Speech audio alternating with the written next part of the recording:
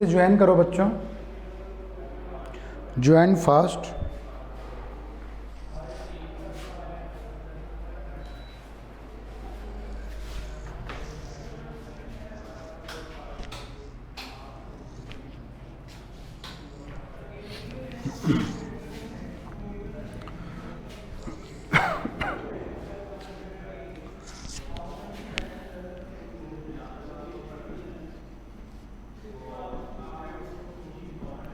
बच्चों solid state में अपन बात कर रहे थे पैकिंग इफ़िशियंसी, और पैकिंग इफ़िशियंसी जो है बच्चों वो ऑलमोस्ट हो गया था। हम लोगों ने सॉलिड स्टेट में बात की थी पैकिंग इफ़िशियंसी की, और पैकिंग इफ़िशियंसी हमने कर लिया था। पैकिंग इफ़िशियंसी की अपन बात करें तो packing efficiency for simple cubic unit cell, packing efficiency for simple cubic unit cell कितना निकला था? 52.4% के आसपास। कितना निकला था? 52.4% के आसपास। पैकिंग इफ़िशियंसी कोऑर्डिनेशन नंबर, ठीक है। सिंपल क्यूबिक की बात करूं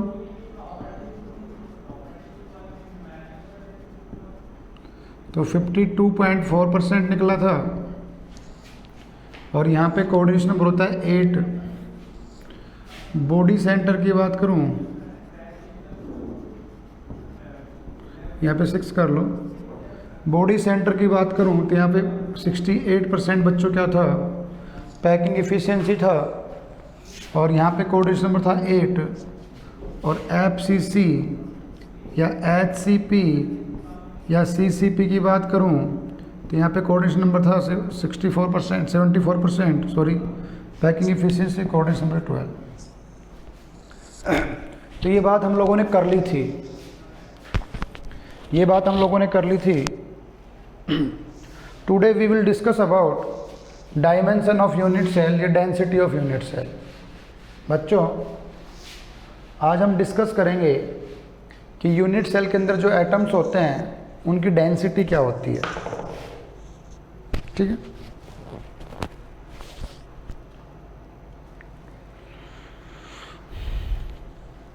ठीक है, लिख लो डेंसिटी ऑफ यूनिट सेल।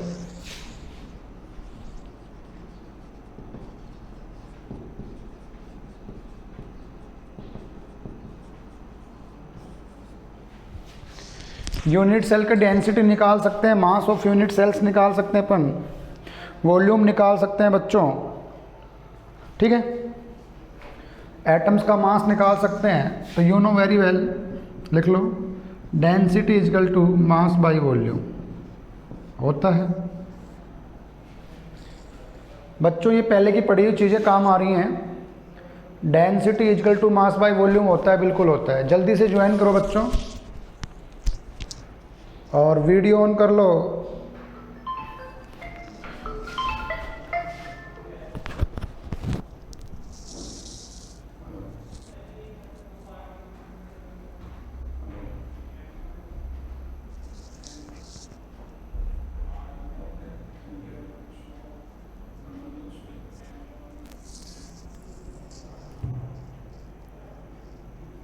बच्चों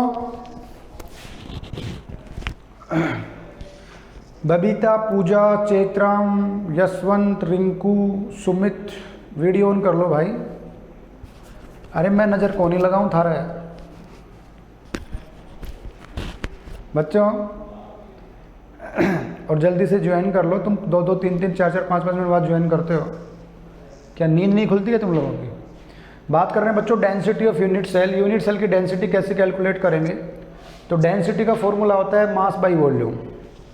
आप सबको पता है कि यूनिट सेल का वॉल्यूम जो होता है वो A क्यूब होता है। क्या होता है? A क्यूब होता है। और हमें किसी एटम का कैलकुलेट करना हो, किसका कैलकुलेट करना हो? किसी एटम का कैलकुलेट करना तो क्या करेंगे? लिखो volume of unit cell. Volume of unit cell क्या होगा बच्चों?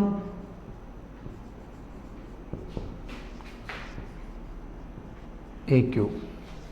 ये बात हमने कल पढ़ ली थी, यस और नो? क्योंकि हम यूनिट सेल को एक क्यूबिक सिस्टम अज्यूम कर रहे हैं, और क्यूबिक सिस्टम अज्यूम करेंगे बच्चों तो वॉल्यूम ए क्यूब हो जाएगा। और मास ऑफ यूनिट सेल क्या होता है बताओ? मास ऑफ यूनिट सेल, भाई जितने भी यूनिट सेल में एटम होंगे उनके वजन, उनके मास को तो अपन मास ऑफ यूनिट सेल बोल देंगे, यस और नो? तो क्या हो जाएगा? Number of atom present in unit cell. भाई किसी यूनिट सेल में, जैसे बॉडी सेंटर यूनिट सेल की बात करें डियर स्टूडेंट, बताओ नेहा सोनी बताएगी बॉडी सेंटर यूनिट सेल में कितने एटम होते हैं। वीडियो में उंगली से इशारा करके बता दो, how many unit cell present in body centre. Body centre में ऐसे ऐसे उंगली करके बता दो, 4 2 1 कितने होंगे, जल्दी बताओ।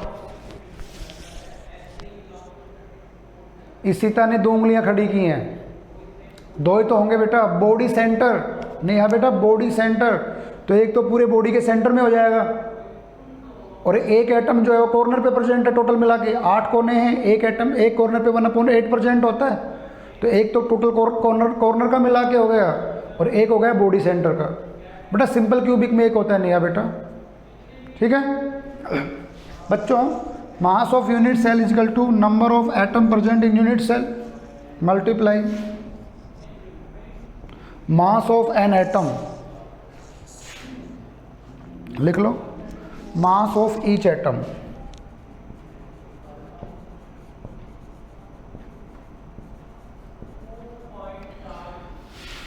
तो मास ऑफ यूनिट सेल हो जाएगा बच्चों Z मल्टीप्लाई M।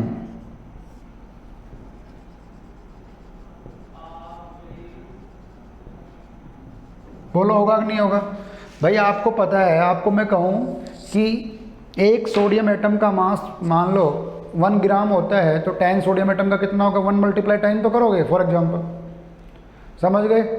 तो हमें यूनिट सेल में जो एटम प्रेजेंट है उनका मास निकालना है बच्चों। नीरज बेटा इससे ज़्यादा लाउडर में नहीं बोल सकता, ठीक है? यूनिट सेल का हमको मास निकालना है, तो जितने यूनिट सेल उसमें होंगे बच्चों, जितने यूनिट सेल उसमें होंगे उस एटम जितने होंगे यूनिट सेल में, उसको मल्टीप्लाई कर देंगे इंडिविजुअल एटम के एटॉमिक मास से। क्लियर? और एक एटम का मास क्या होगा? देखो लिखो, यहाँ लिख लो, मास ऑफ ईच एटम। अब मेरी बात ध्यान से सुनना डियर स्टूडेंट्स, मोल कंसेप्ट आपको 11th क्लास में पढ़ाया था, वो मोल कंसेप्ट यहाँ पे अप्लाई हो रहा है। आपको पता है 1 मोल ऑफ एनी मॉलिक्यूल या 1 मोल ऑफ एटम है उस एवोगैड्रो नंबर। आपने क्या पढ़ा है? आपने ये पढ़ा है, पूरा लिख लो। 1 mole of atom is equal to 6.022 multiply 23 atoms. 1 mole में बच्चों कितने एटम होंगे? 6.022 मल्टीप्लाई 10⁻23, और that is known as Avogadro number. अब आपको बच्चों एक एटम का मास निकालना है, और 1 मोल इजकल टू मोलिकुलर मास या एटॉमिक मास, और ये किसके इक्वल हो गया? 6.022 मल्टीप्लाई 10⁻23 एटम के इक्वल हो गया। कोई भी 1 मोल होता है बच्चों, वो एवोगैड्रो नंबर के इक्वल होता है, और 1 मोल जो होता है उसी एटम के एटॉमिक मास इन ग्राम, या मोलिक्यूल है तो मोलिकुलर मास के इक्वल होता है। सबको पता है? अब इस इक्वेशन से, इस रिलेशन से आप एक एटम का मास निकाल सकते हो। लिख लो, मास ऑफ वन एटम, बच्चों मास ऑफ एन एटम निकालोगे, एन एटम इजकल टू क्या हो जाएगा बताओ भाई। आपको पता है 6.022 मल्टीप्लाई 10⁻23 एटम का मास क्या होगा, उसका मोलिकुलर मास। मोलिकुलर मास को कैसे लिखते हो, m से डिवाइड बाई 6.022 मल्टीप्लाई 10⁻23, और इसको कैसे लिख सकते हो, m/Na। Na क्या होता है बच्चों, एवोगैड्रो नंबर। लिख लो आराम से, आई होप समझ भी गए होंगे, कोई रॉकेट साइंस नहीं है, सिंपल सी बात है। इतने सारे एटम्स में जो मास होता है वो उसके एटॉमिक मास के इक्वल होता है, तो एटॉमिक मास से मोलिकुलर मास को कैपिटल M से लिखता हूँ। किससे लिखते हैं, कैपिटल M से। चलो लिखो। मंजू नहीं है क्या, मंजू, अनुज, अंजलि, अंजलि यादव, मोहित। बच्चों लिख लिया, चलो अब इस फॉर्मूले में वैल्यू पुट कर दो, डेंसिटी का क्वेश्चन आंसर आ जाएगा। लिख लो, density equal to Z multiply M, ये इसके डिवाइड में है। लिख लो, density equal to Z multiply M divide by a cube multiply N ए।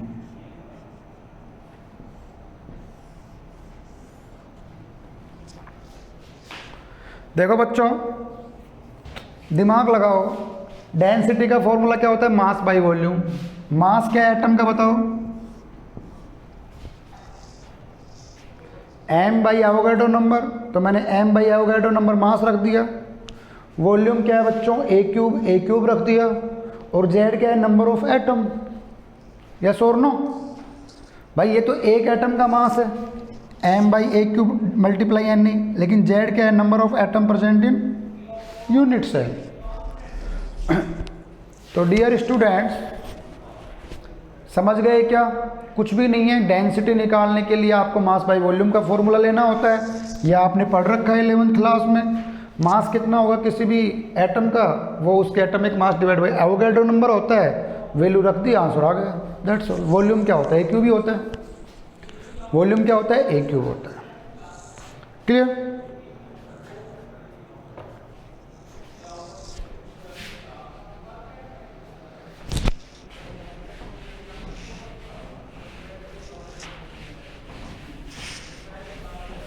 तो आपको ये लास्ट फॉर्मूला याद करना है, डेंसिटी इजकल टू, कैसे याद करोगे, Z multiply M divide by a cube multiply N A. बच्चों एन ए एवोगैड्रो नंबर है, जिसकी वैल्यू आपको पता है, लिख लो यहाँ पे, M equal to molecular mass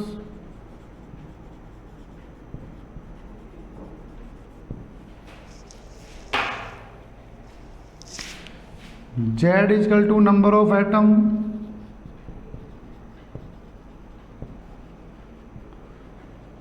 present in unit cell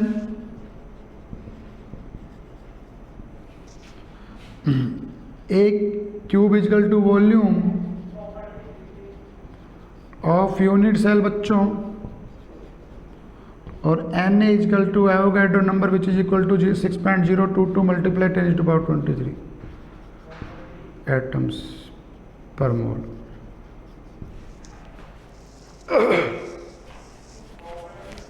Neeraj कल टेस्ट नहीं होगा बेटा।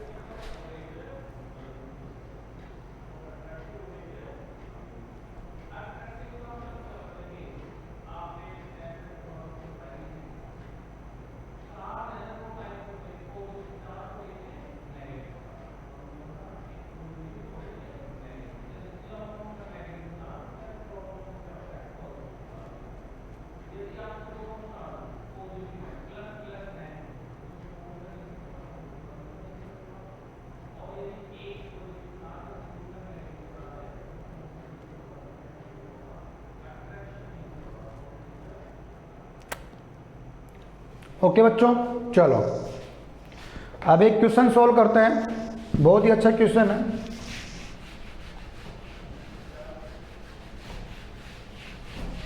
इस फॉर्मूले से आप मॉलिक्यूलर मास भी निकाल सकते हो, जेड भी निकाल सकते हो, जो भी निकालना आप निकाल सकते हो, फॉर्मूला क्रॉस मल्टीप्लाई करके बन जाएगा। एग्जाम्पल 1.3 देखो,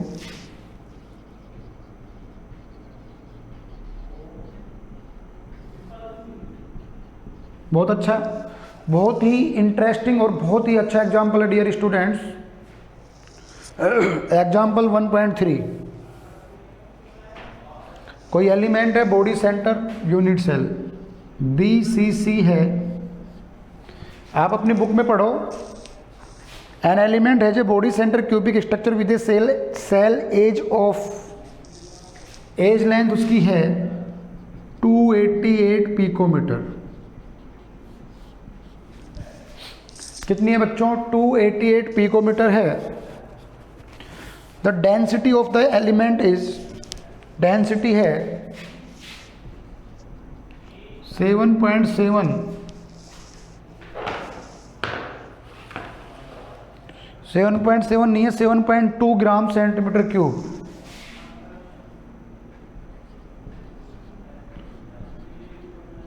सेंटीमीटर क्यूब को मिलीलीटर बोलते हैं बच्चों, तो 1 ग्राम पर मिलीलीटर है बच्चों। क्या है? ग्राम पर मिलीलीटर यूनिट है, तो ग्राम में यूनिट है, तो आपको पता है लेंथ को किस में लेना है? सेंटीमीटर में लेना है। किस में लेना है? लेंथ को सेंटीमीटर लेना, ध्यान रखना। क्लियर? अब ये पूछ रहे हैं how many atoms are present in unit cell. आपको यूनिट सेल में कितने एटम प्रेजेंट होंगे? तो सबसे पहले तो आपको यूनिट सेल निकालने होंगे। एक यूनिट सेल में 2 एटम प्रेजेंट होते हैं, उसको 2 से मल्टीप्लाई करना है, क्योंकि ये जो एज लेंथ दे रखी है, इतना ग्राम उसकी डेंसिटी दे रखी है, तो बहुत सारे यूनिट सेल होंगे। और मास ऑफ एलिमेंट है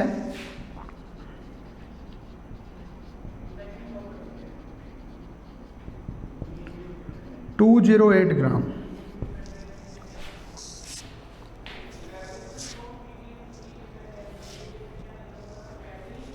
ठीक है, 208 ग्राम एलिमेंट का मास है डियर स्टूडेंट। उसके अंदर कितने एटम्स प्रेजेंट होंगे, ये हमें निकालना है। तो आप दिमाग लगाओ, जेड निकालने के लिए आपको क्या करना होगा, क्या क्या पापड़ बेलने होंगे। देखो, सबसे पहले आपको निकालना होगा वॉल्यूम। क्या निकालना होगा? वॉल्यूम। किसका? 208 ग्राम ऑफ एलिमेंट का। लिखो वॉल्यूम ऑफ, डेंसिटी दे रखी है, वॉल्यूम निकालना पड़ेगा। वॉल्यूम ऑफ 208 ग्राम, लिख लो 208 ग्राम ऑफ द एलिमेंट।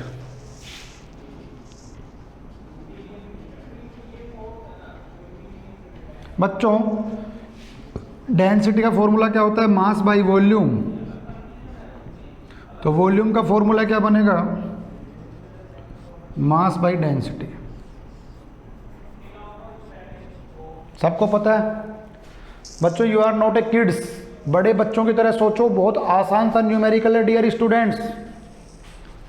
हमें क्या निकालना है? वॉल्यूम। वॉल्यूम को क्यों निकालना है? क्योंकि हमें जेड निकालना है, और जेड का फॉर्मूला क्या होता है? उसका बना लो, डेंसिटी का। D इक्वल टू क्या होता है? Z multiply M divide by NA multiply A cube.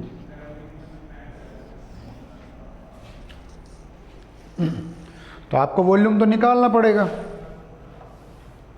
क्यों? क्योंकि वॉल्यूम निकालने पे आपको डेंसिटी दे रखी है, तो नंबर ऑफ एटम्स निकल के आ जाएंगे। निकाल लो। मास कितना है? 208। डेंसिटी कितनी है? 7.2 ग्राम सेंटीमीटर क्यूब। निकालो,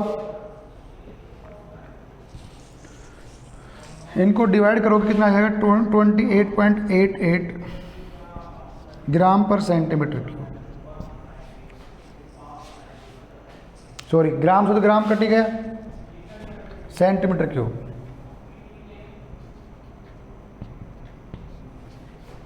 क्या आ जाएगा, सेंटीमीटर क्यूब आ जाएगा।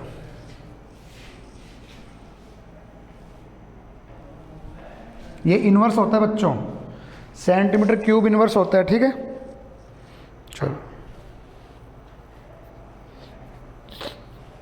ठीक है,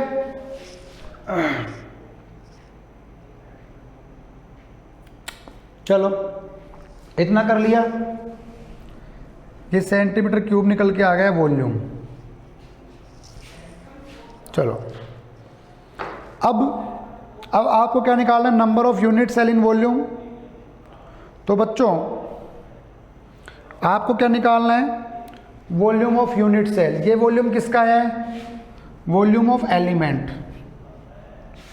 एक एलिमेंट का वॉल्यूम इतना है, यूनिट सेल का जो वॉल्यूम आएगा उसको एलिमेंट के वॉल्यूम से डिवाइड कर दोगे तो वॉल्यूम निकल के आ जाएगा नंबर ऑफ एटम। निकालो,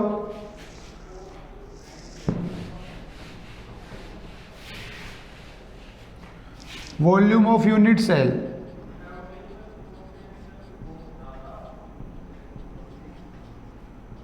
ए क्यूब। सबको पता है यूनिट सेल जो है बच्चों यूनिट सेल जो है उसका वॉल्यूम ए क्यूब होता है और एज लेंथ कितनी है 288 पिकोमीटर। देखो बच्चों यहाँ पे जो यूनिट आ रही है वो सेंटीमीटर में आ रही है, यहाँ पे हमने लिखा है पिकोमीटर, तो पिकोमीटर को भी बच्चों आप सेंटीमीटर में कन्वर्ट करोगे, किस में कन्वर्ट करोगे, सेंटीमीटर में कन्वर्ट करोगे तो क्या कर दोगे 288 मल्टीप्लाई 10⁻⁻10 कर दोगे और इसका कर दो क्यूब। ठीक है, ये आ जाएगा सेंटीमीटर में। 2 पावर कम कर दोगे क्योंकि आपको पता है 1 पिकोमीटर इक्वल टू कितना होता है 10⁻⁻12 मीटर, तो सेंटीमीटर कितना हो जाएगा 10⁻⁻10 सेंटीमीटर। सिंपल, ये सब यूनिट आपने पढ़ रखी हैं। कर दो सॉल्व, इसको सॉल्व करोगे 288 का क्यूब, थोड़ा सा कॉम्प्लिकेशन है, थोड़ा टाइम लगेगा, कर लेना। मैं सीधा आंसर लिख रहा हूँ 2.39 मल्टीप्लाई 10⁻⁻23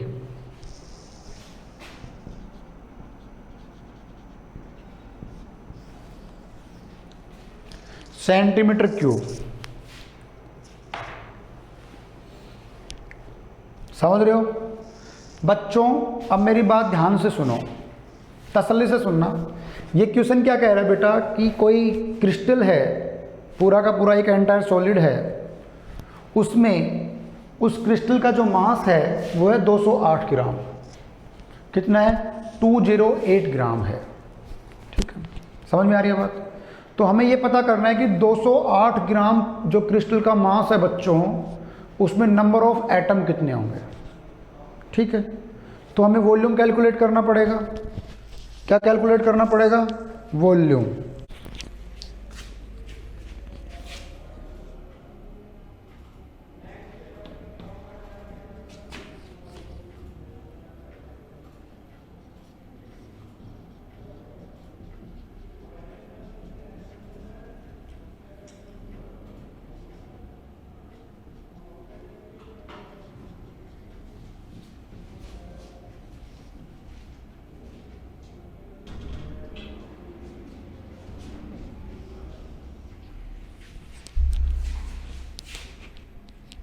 बच्चों सॉरी टू डिस्टर्ब,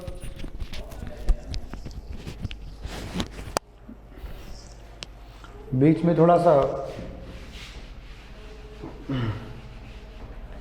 कर लोगे बच्चों ऐसे। ये वॉल्यूम आ गया बेटा, ये वॉल्यूम आ गया किसका? यूनिट सेल का। अब आप खुद से दिमाग लगाओ, एक यूनिट सेल का आपको वॉल्यूम पता है, उस यूनिट सेल का टोटल जितने एटम है उसका वॉल्यूम पता है, तो atoms the volume of total divide by volume of unit cell कर दोगे तो यूनिट सेल निकल के आएंगे नहीं आएंगे? बताओ, लिखो number of unit cell number of unit cell is equal to volume of entire elements. Entire elements का वॉल्यूम रख दो कितना है,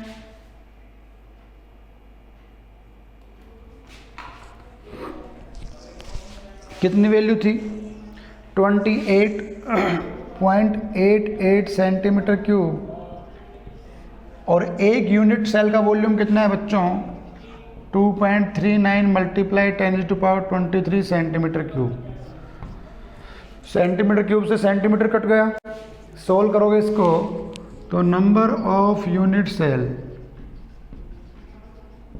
इजकल टू, इस सबको सोल्व करोगे तो अच्छी खासी वैल्यू आएगी 12.08 मल्टीप्लाई 10⁻23 यूनिट। अब आपको पता है बच्चों बॉडी सेंटर यूनिट सेल में कितने एटम होते हैं, जल्दी बताओ। How many unit cell present in body centre 2। ये टोटल यूनिट सेल आ गए आपके, तो क्या कर दोगे number of atom Z is equal to 2 multiply number of unit cell.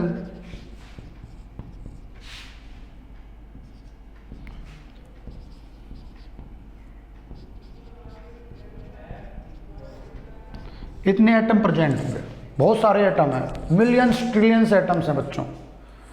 आपको पता है एक मोल के अंदर ही एवोगैड्रो नंबर के इक्वल एटम होते हैं बच्चों, इतने एटम होंगे। क्लियर? क्यों? क्योंकि एक यूनिट सेल के अंदर बॉडी सेंटर के लिए 2 एटम होते हैं। दोबारा से देख लो इस क्वेश्चन को, कुछ भी नहीं है बच्चों। आपको पूरा जो क्रिस्टल दे रखा है उसके मास के हिसाब से वॉल्यूम निकालना है, मास ऑफ एंटायर क्रिस्टल, ठीक है, मास ऑफ यूनिट सेल। बेटा एक बहुत बड़े क्रिस्टल में लाखों यूनिट सेल हो सकते हैं ना, तो आपको एंटायर क्रिस्टल का वॉल्यूम निकाल लिया, वॉल्यूम ऑफ 1 यूनिट सेल निकाल लिया, तो एंटायर क्रिस्टल के वॉल्यूम को वॉल्यूम ऑफ 1 यूनिट सेल से डिवाइड करो तो नंबर ऑफ यूनिट सेल तो निकलेंगे, और क्या निकलेंगे, नंबर ऑफ यूनिट सेल निकल गए। और एक बॉडी सेंटर यूनिट सेल में 2 एटम होते हैं तो उसको 2 से मल्टीप्लाई कर दिया। ठीक है, अगला क्वेश्चन बहुत ही ईजी सा है, जल्दी से देखो। एग्जाम्पल 1.4 बच्चों सोल्ड एग्जाम्पल, इनको समझने की और करने की कोशिश करना। एग्जाम्पल 1.4 चल जा भाई। 1.4 और अक्सर यहां से क्वेश्चन आता है बच्चों, मैं पहले बोल रहा हूं। एक एफसीसी यूनिट सेल है कॉपर का, FCC of copper. Face centre cubic unit cell है कॉपर का, जिसकी एज लेंथ है कितनी है 3.608 मल्टीप्लाई 10⁸ सेंटीमीटर। यूनिट बच्चों यूनिट का ध्यान रखना, यूनिट गड़बड़ कर दोगे तो आंसर गड़बड़ हो जाएगा। In a separate experiment copper is determined to have a density of, copper की डेंसिटी दे रखी है 8.92 ग्राम पर सेंटीमीटर क्यूब।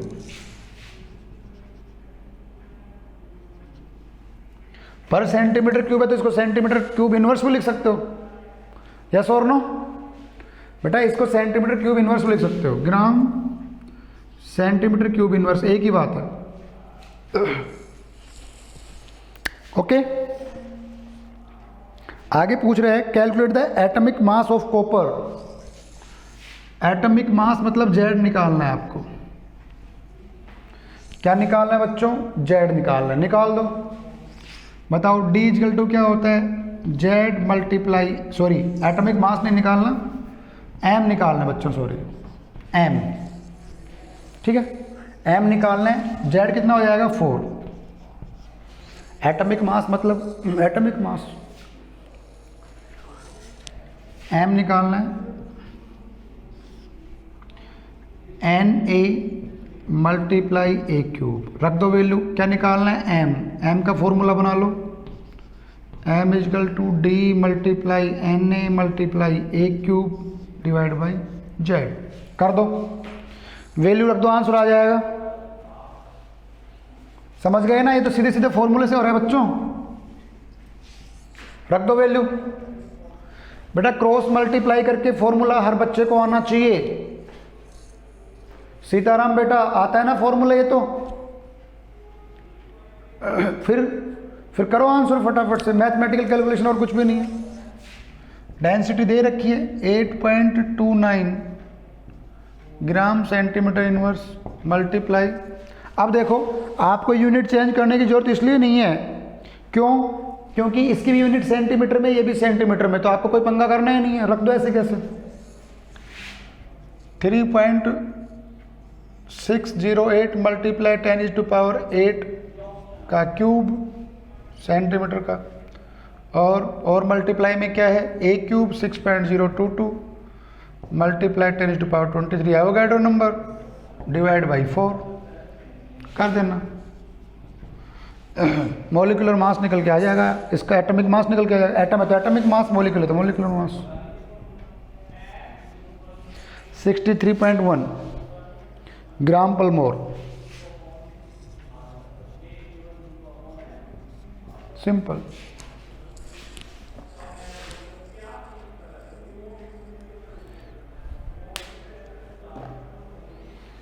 ठीक है बच्चों, तो आप इस तरीके से न्यूमेरिकल्स कर सकते हो। एग्जाम्पल 1.5 को भी करना, उसमें डेंसिटी पूछी है, सीधा सीधा फॉर्मूले में वैल्यू पुट करना, आंसर आ जाएगा बच्चों। मास जब, सुन लो मेरी बात ध्यान से, मास जब किलोग्राम में हो, मास की यूनिट किलोग्राम में हो तो लेंथ मीटर में लोगे बच्चों। मास की यूनिट ग्राम में हो तो लेंथ सेंटीमीटर में लोगे, बस इतना ध्यान रखना। समझ गए? ऐसा यूनिट का ध्यान रखना, लिख लो। Mass in KG equal to length in metre. Mass बच्चों, मास इन ग्राम होगा तो लेंथ किस में ले लोगे? सेंटीमीटर में। बस